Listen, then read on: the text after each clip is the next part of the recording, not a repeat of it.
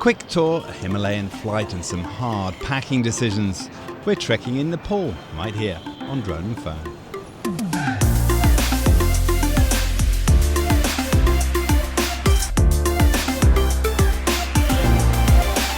Well, welcome to Kathmandu. I'm here with Andy, who's been on some of our previous shows. What are we doing in Kathmandu, Andy? Well, we're going to spend a day here, I think, just having a look around, and then tomorrow we're going to prepare. We're going to go up to Pokhara and get ready for that expedition up to Annapurna Base Camp, and I can't wait for that. And after that, we're going to be exploring a bit of off-piste travel. We're going to have a look at one mountain village that's not on the tourist life to get a real sense of Nepali life. Now, if you are living in Hong Kong, this is only a 5-hour flight away and recommended as possibly one of the best places to trek in the world. So should definitely be on your bucket list. Are you looking forward to it, Andy? I can't wait. The only thing I'm a little bit worried about is the altitude. 4,100 metres is pretty high. Highest I've ever been in my life. So that bit, I'm a little bit trepidous, but everything else, can't wait. Okay, trepidous, what does that mean? It means I'm a little bit scared about it, mate. Right, well, in this episode, we're just going to be doing the preparation. We're going to be getting to Pokhara, and then after that, we've got 3 episodes getting up to the base camp before one final episode in that village. Time to get going, Andy. Come on. Let's go. Nestled among the towering peaks of the Himalayas, Nepal offers unparalleled opportunities for trekkers. And at Drone and Phone, it's a trip we have been eager to do since we first started this channel. Beyond the spectacular landscapes, you also get a chance to interact with the warm and welcoming local communities that add a fascinating dimension to the journey. It's a must visit in our book and easy to get to from Hong Kong. I've linked up with an old friend, Andy Jameson from London, who's featured on a few previous series. Andy is a past Olympic athlete and avid walker, but trekking in the Himalayas is another level. There are hundreds of routes to choose from. But for this series, we've created 5 episodes, trekking in the central region of Nepal. Starting in Pokhara, we take off on a short adventure up to Poon Hill, before embarking on a 4-day hike up to the Annapurna Base Camp. In the last episode, we leave the tourist trails and head off to the Himalayan foothills of Baglam on a special mission. In this first episode, we take you through the process of preparing for the trek, from landing in Kathmandu, stocking up on things you need, getting over to Pokhara, finding a guide and packing your bag. We start with a trip out to the market to find a few missing items for the days ahead. You have a bigger one? 500. Huh? 500. You have a bigger one? This one bigger size. This one stretching. Make bigger. Well, I don't know. Fit that. Free size. Free size. What do you think per month? 300? How much? 400. 400. Okay. Start through. How about 300? No, sorry.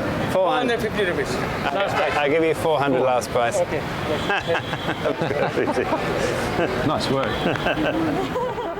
It's quite a shock coming in from the orderly streets of Hong Kong, but very soon we're getting the hang of it. They say, the locals say, the trick is just to keep walking with confidence and you just hope Until something hits you. that they will stop for you, or they'll avoid you. More like they won't stop for you, but they'll go around you. This is crazy. Most people stay in the Tamil area, where there are plenty of hotels, restaurants and shops. There you'll find a full array of outdoor shops, market stalls, souvenirs and all the supplies you'll need for a mountain trip. Outside of Tamil there is much to explore, so we recommend at least 2 days in Kathmandu. I'm keen to show Andy my favourite place. Nestled in the bustling heart of the city, the Bodha Stupa. A UNESCO World Heritage Site since 1979, it's one of the largest spherical stupas in the world, with its imposing central mandala reflecting the intricate symbolism of Tibetan Buddhism. To give us luck for our coming trip, we follow the Buddhist tradition of circumnavigating it 3 times to pay our respects to the teachings of Buddha, after which we got the classic drone and phone pigeon shot. After dinner, back to the hotel for an early night, ready for the next step of our journey.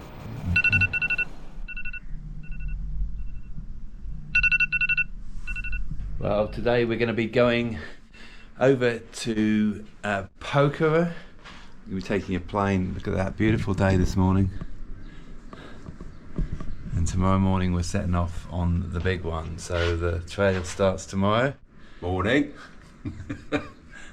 It's a bit early. Now we've got to get over to the airport and get ourselves on a slightly scary flight. There have been a few that have gone down, but anyway, we'll see how we get on.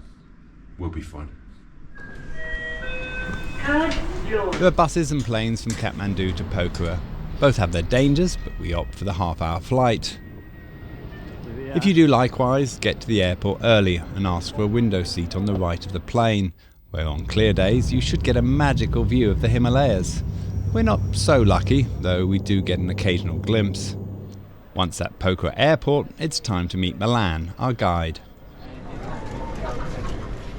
After checking in the hotel, he takes us directly to the tourism board to pick up our permits. So we've just come out of the Nepal Tourism Board with our permits. You're meant to get 2 permits, but our guide has assured us that 1 should be enough for what we need. We might have to pick up another one later, but only took about 5 minutes. We're back to the hotel now.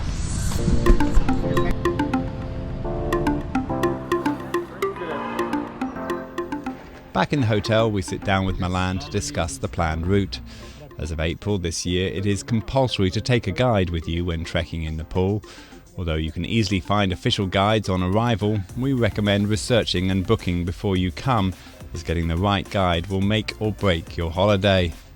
We can't recommend Milan enough, and we'll leave his contact details in the description below. First day, and tomorrow we're going to Spoon Hill, and then after we continue to way to base camp. Okay, so we're going to start. Let's have a look here. So we're starting in Pokhara, which is down here somewhere. Yeah, Pokhara is this here. Over here. Yeah. So tomorrow we spent days discussing possible routes before we arrived in Nepal.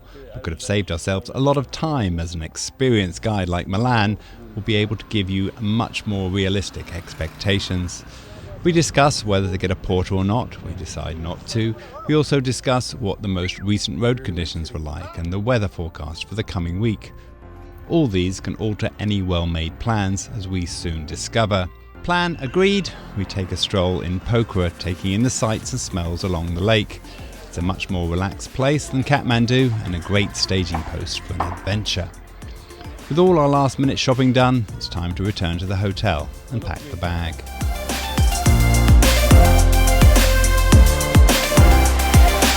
Okay, so we're here in Pokhara. We're going to be taking off very early tomorrow morning. I'm going to show you quickly what we've got in the pack. Now, if you stick around to our very last video, I'm going to do this one more time and show you what I should have brought and what I shouldn't have brought and what was really good. So very quickly to go through, we've got the Kailas backpack. If you watched the islands trail that we did, this is the one that I had for that. I really loved it, got on very well with it.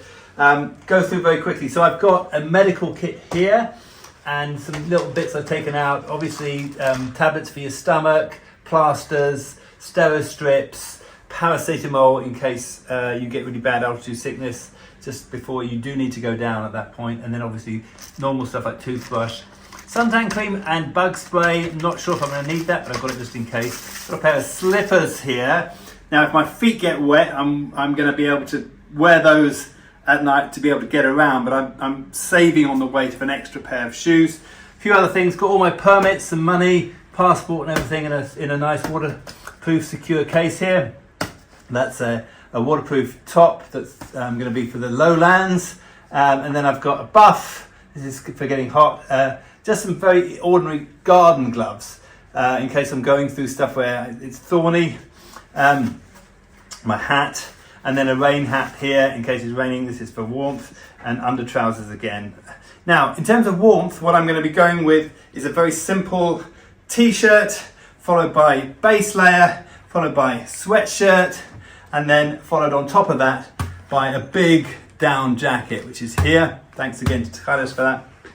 I do actually have one extra very old down jacket that I'm going to bring just in case, but I'm not too bothered about this. So if someone else is getting cold, I'll be able to give them this and not worry too much about it. Now in terms of sleeping, we've just got a sleeping bag.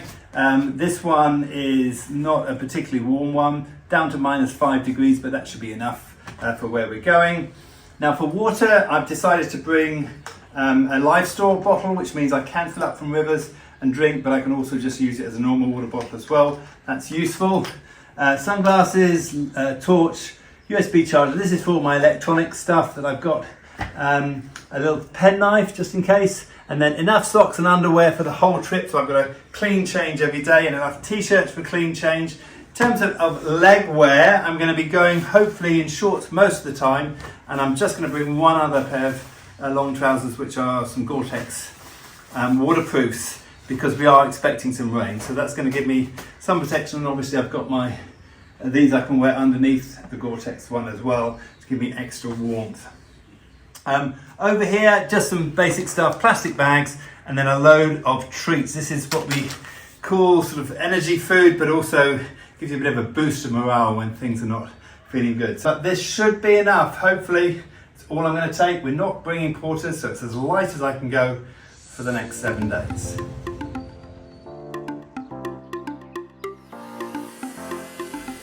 Make sure to follow us over the next 5 weeks as we post videos from the trip. If you subscribe and hit the bell icon, you'll get a notification as soon as the next episode is up. Well, that's it for this episode. I hope you're going to follow us as we go on our adventure up to the Annapurna base camp. Andy, how's it been for you these first few days? It's been fantastic. I mean, the welcome at the airport was great. I have to say the roads are utterly crazy with motorbikes and vans and lorries and cars. It's really been quite incredible, but I just can't wait to get up that mountain. The people are lovely, the food is fantastic, but I want to go up Annapurna. It's going to be a very different experience as we go out of the city and up into the mountains. Now, if you're finding this for the first time, you're going to find all of our previous episodes nicely catalogued on our website at droneandphone.com, and also on our YouTube channel if you search for Drone and Phone. For now, my name's DJ. I'm Andy J. This is Drone and Phone.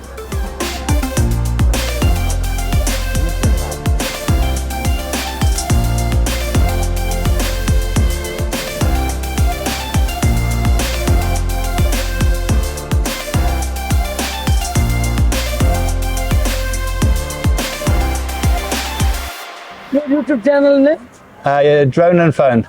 Drone? Drone and Phone. Drone and phone, both. Yeah. Both of you. Yeah. Okay, I will subscribe your channel. Thank you. Thank you. Welcome. Get your friends to subscribe as well. Okay.